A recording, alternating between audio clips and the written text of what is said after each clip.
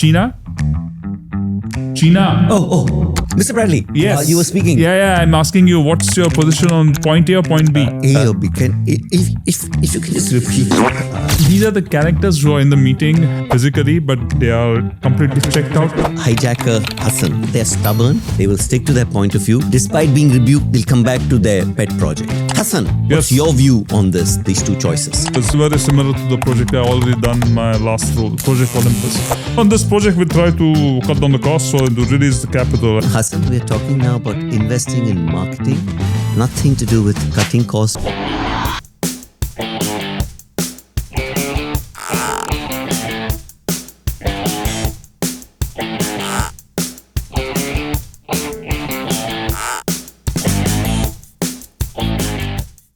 Good evening, good morning, good afternoon, viewers, wherever you are. Welcome to another episode of Jest Business Podcast. So, Patty, this might be our, I think, close to seventh episode. Think so. 7 being a bit of a seminal number. I thought today we'll do something different, like role playing. Role play. I love role plays, but how's that different? I mean, today I'm wearing my watch on the left hand. Tomorrow I wear it on the right hand. Will you say, Paddy, you're being different? No. So, I know we have, in the past we have done role plays, but we did specific individuals. Today I'm saying, for today, we do role play on certain behavioral profiles. Like? Let's take meetings. In every meeting, there is someone who's always succumbing to the boss. Yes, that's... And every time the boss says something, there's a giant whooshing sound, which basically sucks up all the words of the boss before even he says it. Yes. These are the guys who every morning go to the terrace, turn towards the boss house at sunrise and chant the corporate mission statement. So this is the kind of people who I'm talking about, the suckuppers. I mean, you can give them a name. That's very good. Yeah, no, you're right. Let's call her Suck Up Susan. Give her a specific name. And similarly, Rahul, I like this idea. Let's introduce different characters and give them poetic names with alliteration that makes it very clear, like Suck Up Susan. And, Hijack Hassan, for example, could be our second character. But let's make it HR compliant. So mix of men and women. Mix of culture, mix of backgrounds, etc. Though Trump doesn't like diversity, we in Asia do. Absolutely. Let's do a role play then. Yes, we also need an anchor. So why we introduce a boss? Let's call him Big Boss Bradley. Okay. And let me play him and you show us Suck Up Susan. So in the beginning, I'm going to make a pontific statement as the CEO does, and you can just suck up to glory. What do you say to that? All right. I'm good with that. So off you go, Mr. Bradley. So I'm glad all of you are here. Good morning. And I want to start this meeting by telling you why it is important to be precise. Because I often say, and I've written this down so that it comes out correctly. When you need to be exactly right, and when exactness is exactly needed, that's the time you have to be exact at that exact time. Oh, so many exacts. It's amazing. And I go further and I say that if you're not exact, you will be exterminated. but I don't mean it literally. Because if you say it literally, what does it mean? That means I'm going and killing people. And I will never kill people. No, of course. Your ideas are so killing, Mr. Bradley. I just can't get enough of them, Thanks, and the way you put it, it's the exactitude and the, repeating the XX statement, it hits right on the spot. Mr. Bradley, I think it was similar statement that was made by Henry Ford as well, if I'm not mistaken, Could be. Why am I not surprised it would be someone like you who makes that statement? The importance part of its is precision. Or its lack thereof that is never done. And I think it can never be overdone. Amazing statement. I think you're getting towards overdoing. I myself am feeling as Paddy, not as Bradley. I'm started feeling really important. So let's cut that. And let's introduce Hijack Hassan. Yes. Basically, this who are Hijack Hassans? They bring in their own agenda, fixed agenda, something into a discussion where it has no relevance. Often it has no relevance anyway, even in a correct agenda, but they bring it in any agenda. They're stubborn. They will stick to their point of view. Despite being rebuked, they'll come back to their pet project. The guys who can't let go of the past and will keep on orbiting around it. And I allow you to be Hijack Hassan. Okay. So I'm Big Boss Bradley again. Yeah. And this is the leadership team. Okay, guys, I want us to be able to make a decision today it's important that we choose one of these two options because we have limited budget. We have two choices to promote our bulbs against this fierce competitor, bulbous bulbs. One is that we get a celebrity to endorse our bulbs. But if you do that, the celebrity should be bright because it's important because our bulbs are bright. Not only should the celebrity be bright, they should be known for being bright. That's choice one. Choice two, we take that money and invest it in marketing. So, Hassan, what's your view on these two choices? Mr. Bradley, I got a very clear view. It's very, very similar to the project I already done in my last role, Project Olympus. In this project, we try to cut down the cost so to release the capital. And it's we identify the key KPIs on which people are Hassan, we are talking now about investing in marketing. Nothing to do with cutting costs, which you may or may not have done in your past project. No, Mr. Bradley, you don't get my point. You see, by cutting costs, we release capital. And by releasing capital, it gives you the promotional spend to go for endorse, prime sponsor brand advertising or go for a celebrity endorsement. So it's all linked to the cost. And in Project Olympus, what we did... see the link to the cost, to the advertising? Or No. So the marketing theme was also included in the Project Olympus. It was a company-wide program. We did many locations. We did all the functions. Okay. The KPI identification was done by me himself. You can ask anyone who was part of that project. I think we should ask somebody else their opinion. Maybe, what about another character you introduce now? And I can play. So another character which I can think of is the Checked-out Sheena.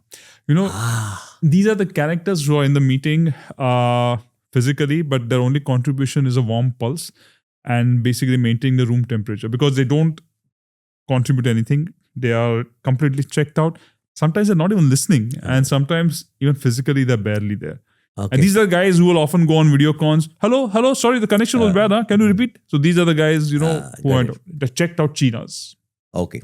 I'm going to be. Okay. So, despite Hijack Hassan and his, contributions on the Project Olympus, Hassan will come back to you later.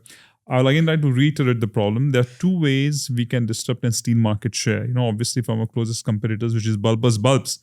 However, the two ways that we are presented with and which we have to basically decide on is either we hire for a celebrity endorsement or we basically ramp up our brand advertising on national television. Both can influence the sales one way or the other. We just need to spend which is the smartest use of our money. So, Sheena, I don't think you have actually contributed any vote yet or any opinion. Sheena. Oh, Mr. Bradley. Yes. You were speaking. Yeah. I'm asking you, what's your position on point A or point B? I like it. I like it, Mr. Bradley. I'm glad you like it, but which point? A or B? A or B. If you can just repeat. I'll repeat it again.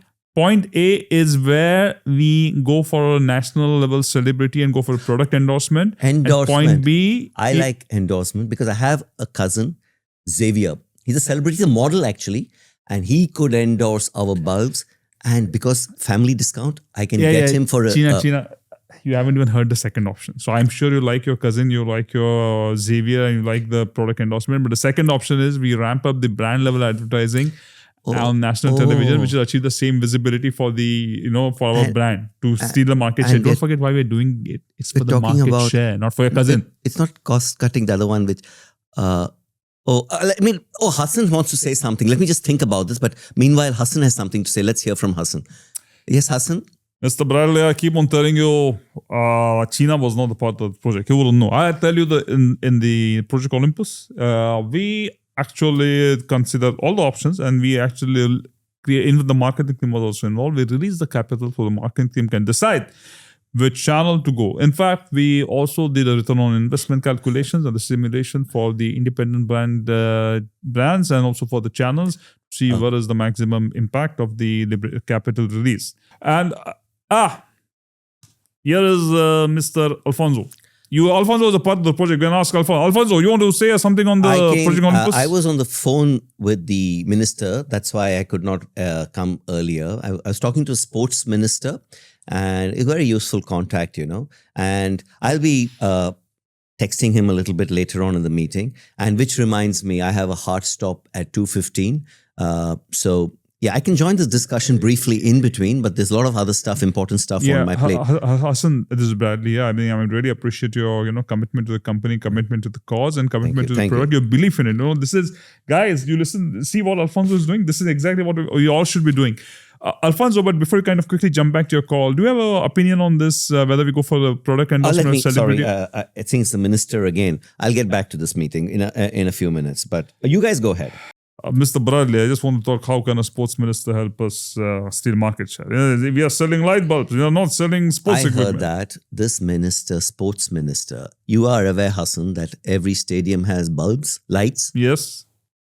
Sports minister, lights, stadium. There's a big thing going on here, as Mr. Bradley would appreciate. Mr. Bradley, I know, because in the Project Olympus, we also covered the sports equipment, sports stadiums also. They're also part of the project, because the advertisements are also put on sports stadiums. So Rahul, let's cut. I think we've introduced another character, which is Alpha Alfonso, which I just played. This is the person who walks in late and is unapologetic and then takes calls in between, leaves the meeting late, always has a hard stop, and somehow, because of the alpha nature, the CEO is in a bit of awe of this person. And Rahul showed that as Bradley actually complimenting this guy who actually came late and contributed nothing. So, Paddy, these are the guys who actually get away with it. Not only that, although not contributing anything to the decision, as and when there is a success, they don't shy away from claiming credit for it or being a part of the decision which led to. Absolutely.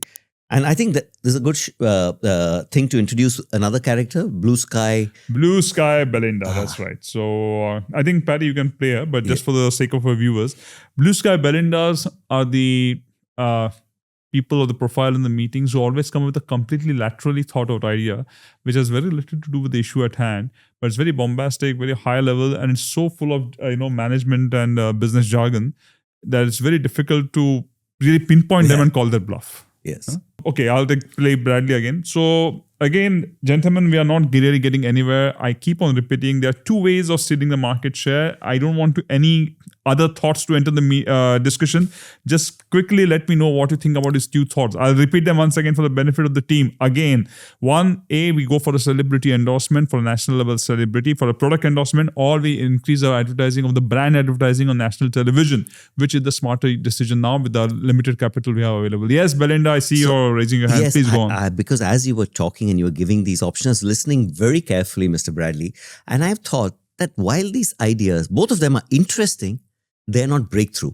So while Hassan was, talking and you asking Sheena, I wrote down an alternative which I would really like you to consider. Is instead of these interesting but not breakthrough options, why don't we introduce a digital robotic animation in our social media feed? One that leverages AI, but at its basic design is merely a building block of our brand platform. And then, this is the key part, we invest in making that viral platform go viral, one click or perhaps 2 clicks at a time. Belinda, I hear what you're saying. In fact, parts of it almost sounded English. But honestly, I fail to see what does that have to do with the immediate problem at hand. I mean, it's a very lateral thought and interesting thought. I guess you invest in this instead of either celebrity endorsement or television. Everybody does television advertising, Mr. Bradley. But this, digital robotic animation, that's going to take us into the AI world. So Belinda, I think let's do one thing. I mean, very interesting thought there. Thanks for contributing. Let's take this offline. We'll discuss in a separate meeting because I don't think we're making any progress to the actual decision we have at hand. But yeah, thanks for your contributions. Okay. So now let me play the big boss and introduce the last character, which I'd like you to play. Vacillating Vincent. Let's make him French. Okay. Vacillating Vincent, if I can pronounce it right. And basically indecisive. That's the core of the characteristic. And you always need more data, more time, and intellectualization of options, etc. So, Paddy, what I like to call these guys, these are the guys who sit on the fence. Yes. No offense, no defense, just the fence. Just the fence, yes. Absolutely. So, Vincent, what is your opinion? We have two choices here. Should we invest in a celebrity endorsement or should we go for television advertising? Yeah, bonjour, Mr. Bradley. Difficult to say, I mean, we need a fresh pair of eyes on the whole subject. There are 10 of us in the leadership team. So if you count the people with spectacles, it's already about 15 pairs of eyes. Ce n'est pas assez information. Mr. Bradley, is there a risk analysis? We have not done a risk analysis. We have not done a model simulation. There's no business case for increasing the market share. It's too early to say. So you're saying cannot say what to do? Yeah, no, I'm not saying we cannot. I think we need more information. Oh, we need more information. Yes. So we need to market research, perhaps. Hire a consultant. Market research, hire a consultant. That's always good. But difficult to say. Okay. I think for our viewers, I think we can stop. We showed 6 characters. And no decision was made, right, Rahul? And so many meetings are held like this. Paddy, you're not getting the point. This is a meeting. Yeah. We're not supposed to take a decision. Yeah, just supposed to meet. It's a collection of people who individually can't decide anything, but collectively decide that nothing can be decided. Correct. So that's the whole purpose of the meeting. I mean, honestly, if you start deciding the meetings, where would that leave the whole corporate culture? Well, exactly. And that's why actually these people play a very critical role. Absolutely. How do you fill up 1 hour before they're deciding? You need these people. Why don't we do another round with a different problem, an HR problem, and we bring the same characters again, just for some fun. And again, you can be Suck Up Susan, and I'll introduce the HR manager through some pompous words as Bradley again. Good morning, folks. I want to set this HR discussion in the correct context because I often say HR is very important. You may ask, why is HR important? I have a very, very simple answer to that. HR stands for human resources. And if you peel away the jargon, if you take away the mystery, what does that leave you with? Humans and resources. Wow. And really humans amazing. Is at the core of HR, and we are all humans. Yes, we are. So when HR wants to discuss human resource issue with humans, about humans, what can be more important? That was so amazing. It reminds me of a sermon I once heard in a long back earlier in my career. It's almost a religious experience. When we say humans and resources, it's humans. What makes us humans? At the core, exactly. Because every time we call HR, we forget lose sight of the fact that we are humans. What H stands for. Exactly. And I think in our company, let's remember that. Okay. So now I play the HR manager. Okay. You be Hijack Hassan. So, folks, I've gathered with our CEO's permission, all of you in the room to discuss HR issue that I want all your opinion on. We do the annual survey. We use the Balaji Behavior Barometer, which is a widely used HR tool in the industry. And the feedback from our employees this time was that our appraisal system could be improved. Basically, they're telling us it is too complex.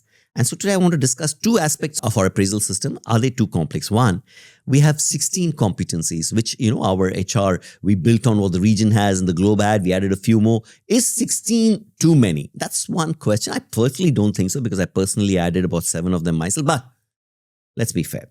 Is it too much? Let's discuss that. The second, to evaluate against performance, the rating system we have is a 13-point system. Our CEO studied at IIM Ahmedabad. So he brought in this 13-point rating system, which starts at the bottom with F, then D-, D+, right up to A+. Okay. Is that a bit too complex? Hassan, what do you think? So, Mr. King, it's very easy. In the Project Olympus where we evaluated everything we did on a 16-grade matrix. Hassan, to show whether investment is performing. This is a HR discussion. Yes. We're talking about appraisal. I believe Olympus was to do with cost cutting and... Yeah. But the HR was always a big aspect. You see, every HR, every human has a cost to a company. Yeah? So when you cut the cost, humans also affected. So in the cost cutting exercise, what we did is to find where is the human capital or human cost, adequately deployed. So we did analysis. We did at the individual level, department level, division level. And then we decided, to calculate which... Sorry, Hassan, please hold on. I have to take this call. Oh. And I just request everybody to please keep quiet. Yes, Minister. Yes, it's me, Alfonso here. You want to do lunch? Tomorrow. Let me see. Let me just check my calendar. 12:30. It works. What is the venue? And is there any kind of food you prefer, Mr. Minister? Okay, got it. Will do. That was important. I'm fixing lunch. Mr. Bradley, you know the sports minister I was talking about last time? I just got a lunch meeting with him tomorrow. Therefore, I will need to leave early to prepare for this lunch meeting. Alfonso, what kind of preparation you need for a lunch meeting? You go in there and cook? Hassan, if I have to explain this to you, it's pathetic. A lunch meeting with a minister is very important. You'll first decide the appropriate wear. What do I wear? Because it'll be formal at the same time. It's sports minister. That's one. Then the cuisine, very important stuff to discuss. And then what do I discuss with him? And you won't understand. I'll take it up with Mr. Bradley. So don't worry, Alfonso, we heard you. I think I understand that everything that's customer facing is key. So I find your excuse can go away. Hassan, let him be. I think enough people in the room anyway to vote on it. So Alfonso, thanks for your contributions. I wish more of our team showed this commitment to the markets, more customer facing, client facing. But anyway, since the Alfonso has excused himself, let's check it out with hey Cheena, what's your view? I mean, what do you think of the question Larry just posed to the room? You think Cheena, what do you think about it? Are you listening? I got it. I've been thinking about it a lot, Mr. Bradley. Yes. I think we should go for the celebrity endorsement. That's the best way to build market share. Brilliant. Because... But we are talking about an HR issue, not the marketing issue. I moved on from that topic. Oh, but we just now... Cheena, we already put that question to rest. We are now voting on which of these the HR issue is the 16-point scale too much, or we should optimize it. The distributor was so if somebody can just share with me the highlights. The only thing we're trying to identify here is what is the most optimum way of evaluating HR. But obviously, I think it's too much for you to repeat. So I think we'll move on. Belinda, I see you're putting your arm up. You have anything to contribute to the... I do. Yeah. Thank you, Mr. Bradley. Actually, a performance appraisal system is everybody does performance appraisal. Let's face it. It's like mundane. It's become run of the mill. Okay. And we try to be a progressive bulb company. After all, that's you've often said the future is bright, as are our bulbs. So I'm thinking, why don't we, instead of this, introduce a cognitive human behavior. I've written it down because I thought of it very carefully. A cognitive human behavior mapping protocol that at its core, it has an algorithm designed to facilitate output measurement of employees in a very non-threatening, non-linear, non-intrusive way, but is still objective and fact-based. I thought that would be a breakthrough. So we don't do what everybody's doing. I don't know whether it's a breakthrough, but certainly breaking me. So I think, Belinda, let's do it one day. Thanks for your contribution. But I can put it in writing and I'll send you an email. Yeah. Please schedule a separate call with me, and we'll take this offline and discuss it. But now let's come back to the meeting and do it. So I think those people are not helpful, Rahul. So let me call the last person who I know will not be helpful. Vacillating Vincent. So absolutely. I will be the HR manager again and say, so Vincent, what do you think? Is our performance appraisal system too complex? Are we having too many competencies? Is our rating system too... Yeah, I mean, what are you doing? It's a difficulty. It depends. Maybe it can be easy, but whether it's effective, no one knows. Maybe it can be effective, but may not be easy. Vincent, sorry, let me ask you a very direct question. Is 16 competencies too many, too few, or correct? I hope you don't say too few because we're trying to reduce... No. It depends. I mean, it depends what you want to achieve with this performance appraisal. If it's just... and 13 points? F to A plus? Yeah, maybe more, maybe less. It's a difficult thing, Okay. So, people, those were the kind of profiles we have been introduced to. And this various brilliant meeting in which nothing was achieved. Yes. Hopefully there might be more of these profiles. In case you think there's some profiles we missed, please send us a mail to jestbusinesspodcast@gmail.com. Or of course, you can comment in the YouTube link. Barry? Yes, absolutely. And in fact, if you can't think of more characters, think of more meeting situations that are observed, or just generally business stuff that amuses you and write into justbusinesspodcast@gmail.com. Till next time, bye-bye. Yeah, that's one thing we can agree on. Goodbye.